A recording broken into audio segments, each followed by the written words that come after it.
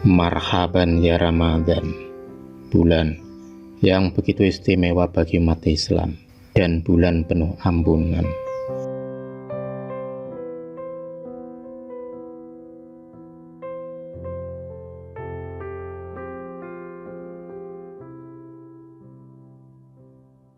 Tanpa disadari hanya segelintir orang saja yang merasa beruntung karena masih dipertemukan dengan bulan puasa, bulan yang penuh hikmah. Sore itu, Nita baru saja selesai mengerjakan tugas-tugasnya sebagai seorang pelajar. Di samping sebagai pelajar, Nita juga sering mengajar anak kecil di desanya mengaji. Matahari mulai tenggelam, hari pun mulai terasa gelap. Malam itu adalah malam pertama Nita menjalani sholat tarawih. Gadis yang terkenal akan sopan santunnya itu berjalan bersama adiknya, yaitu Mary.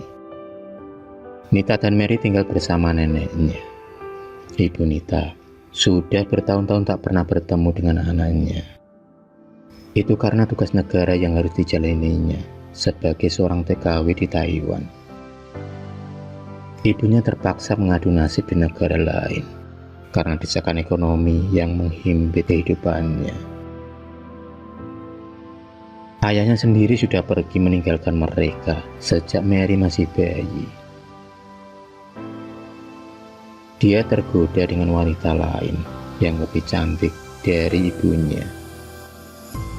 Sebagai anak pertama, Nita diharuskan tumbuh menjadi anak yang mandiri dan tanggung jawab. Setiap harinya Nita membantu neneknya berjualan nasi pecel. Mary, gadis kecil berusia 8 tahun itu selalu membantu kakaknya dalam segala hal. Karena hari itu sudah memasuki bulan suci Ramadan, Nita hanya berjualan menu-menu takjil. Meski hasilnya tak seberapa, tapi dia selalu bersyukur atas rezeki yang selalu ia dapatkan. Hari itu kebetulan sudah memasuki hari kelima bulan puasa. Di atas meja sederhana itulah, Nita, nenek dan Mary selalu berbuka puasa bersama. Meski hanya lauk tempe goreng, tapi rasa itu begitu nikmat di lidah mereka. Itu karena kasih sayang selalu terpancar di antara mereka. Saat Nita sedang mengambil air putih, tiba-tiba gelas yang dipegangnya terjatuh hingga pecah berkeping-keping. Firasat buruk pun tersirat dalam pikiran Nita. Entah apa, tapi yang jelas wajah ibunya selalu melayang di pikirannya. Keesokan paginya, Nita melihat acara berita di televisi. Berita itu mengabarkan kalau ada TKW yang meninggal akibat terjatuh dari jendela. Nama Winarsih, umur 45 tahun. Alamat Indramayu. Berita itu benar-benar mengagetkan Nita karena sudah dipastikan itu adalah ibunya yang selama ini tak pernah ada kabar.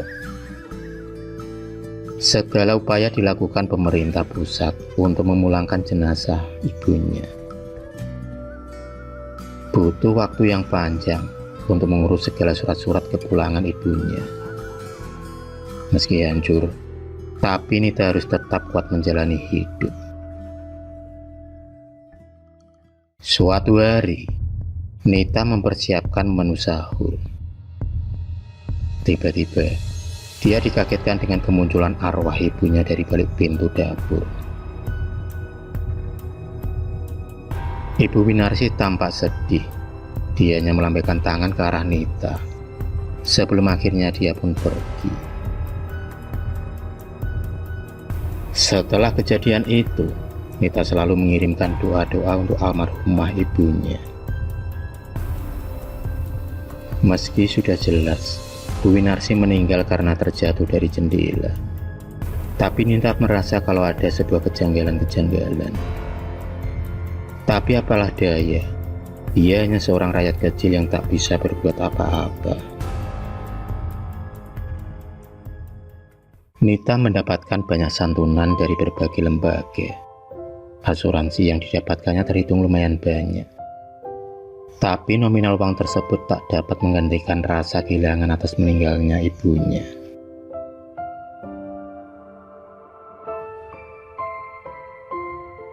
Siang itu matahari begitu terik. Tiba-tiba, dia dikagetkan dengan kedatangan ayahnya, yang selama ini tak ada kabar. Ayahnya mengetahui kabar meninggal Ibu Winarsi. Mungkin masih ada sedikit rasa cinta di hati ayahnya, hingga dia pulang untuk menunjukkan rasa simpati. Pikiran itu pun terbesit di otak Nita, karena bagaimanapun juga, mereka pernah saling mencintai. Tapi pikiran Nita berubah ketika ayahnya menuntut uang asuransi ibunya. Dia merasa masih punya hak, karena mereka belum pernah ada kata cerai.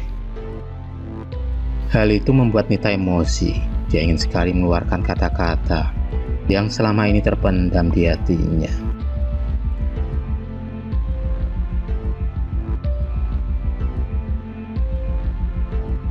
Nita pun menangis sambil meremas tangannya sendiri.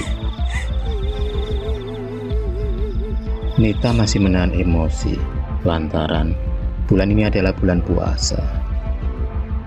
Bukan maksud Nita untuk tidak memberi uang kepada ayahnya, tapi Nita hanya ingin ayahnya untuk bertanggung jawab. Mendengar kata-kata Nita, ayahnya pun marah-marah, kemudian pergi tanpa memperdulikan Mary, bocah lucu yang bersembunyi di balik pintu. Ayah Nita sudah benar-benar melupakan buah hatinya. Mungkin dia sudah menemukan kehidupan yang bahagia bersama keluarga barunya kini. Tinggal beberapa hari saja Idul Fitri segera tiba. Seperti biasa, Nita mengunjungi makam ibunya untuk berziarah. Di atas batu nisan itulah, Nita mencurahkan rasa hatinya yang selalu diteror oleh ayahnya. Ayahnya selalu datang meminta separuh dari uang asuransi ibunya. Sepulangnya dari makam ibunya, Nita mendapati ayah dan istri mudanya berada di ruang tamu.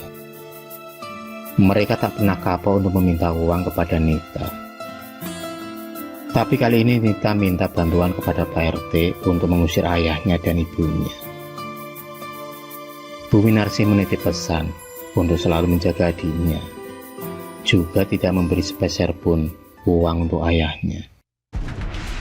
Mimpi itu terlihat jelas dalam ingatan Nita. Tibalah hari, di mana hari itu adalah hari Idul Fitri. Sukacita pun terpancar dari wajah Nita dan Mary. Meski tak ada lagi orang tua yang mendampingi mereka, tapi masih ada nenek yang selalu setia mencurahkan kasih sayangnya kepada Nita dan Mary. Siang itu, Nita dan Mary berencana ke rumah ayahnya. Sejahat apapun ayahnya, dia adalah sosok yang harus dihormati dan berharap silaturahmi selalu terjaga. Nita pun berangkat dengan sepeda motor bututnya. Berbekal alamat yang didapat dari sepupu ayahnya, Nita pun menelusuri jalan demi jalan, hingga akhirnya mereka pun sampai di sebuah rumah dengan gaya minimalis sederhana. Tampak dari kejauhan, dua anak kecil sedang asik bermain.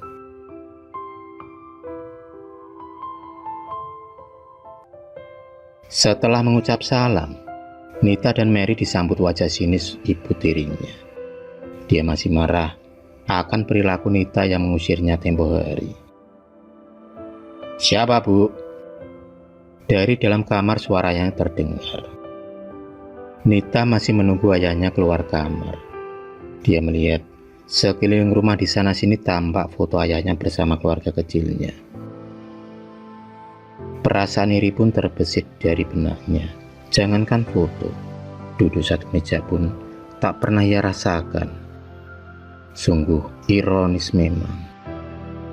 Ketika banyak anak-anak seumurnya masih bermanja-manja dengan orang tua mereka. Tapi berbeda dengan Nita dan Mary yang harus berjuang tanpa kasih sayang dari ayah dan ibunya. Nita tampak masih mengelus rambut Mary. Beberapa menit kemudian, dia dipanggil ibu tirinya untuk masuk ke dalam kamar. Sejenak Nita kaget karena mendapati kaki ayahnya terbungkus kain perban. Untuk pertama kalinya itulah Nita melihat buliran air mata turun ke pipi ayahnya. Dia menangis dan meminta maaf kepada Nita. Nita yang masih tak percaya mencoba meraih tangan ayahnya. Dari situlah ayahnya menjelaskan kalau sepulang dari rumah nenek Nita tempo hari, ayah dan ibu tirinya tiba-tiba mengalami kecelakaan. Mereka mengalami hal mistis yang membuat mereka ketakutan.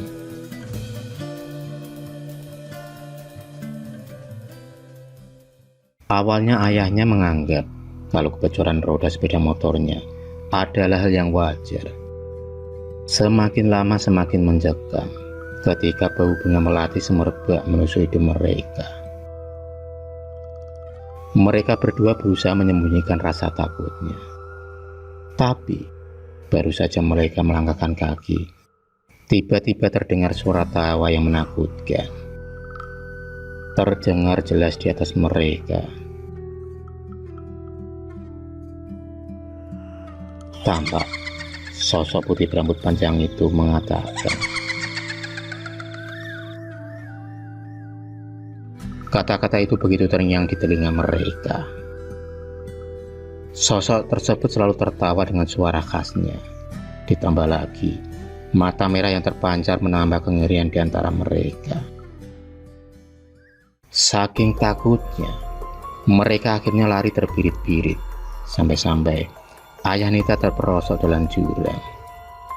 Tapi alhamdulillahnya, dia bisa diselamatkan, meskipun dia mengalami keretakan pada tulang kakinya. Ayah Nita dan ibu tirinya meyakini bahwa sosok tersebut adalah arwah Bu Winarsi yang menampakkan diri.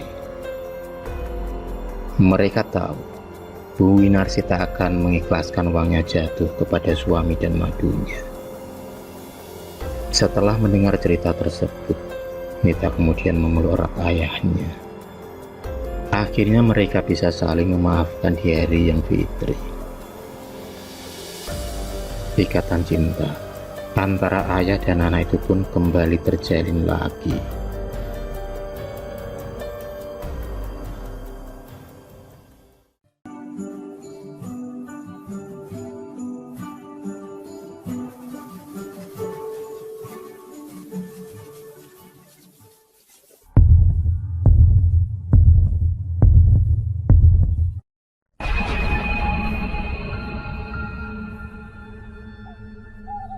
Terima kasih sudah menonton video cerita bergambar ini.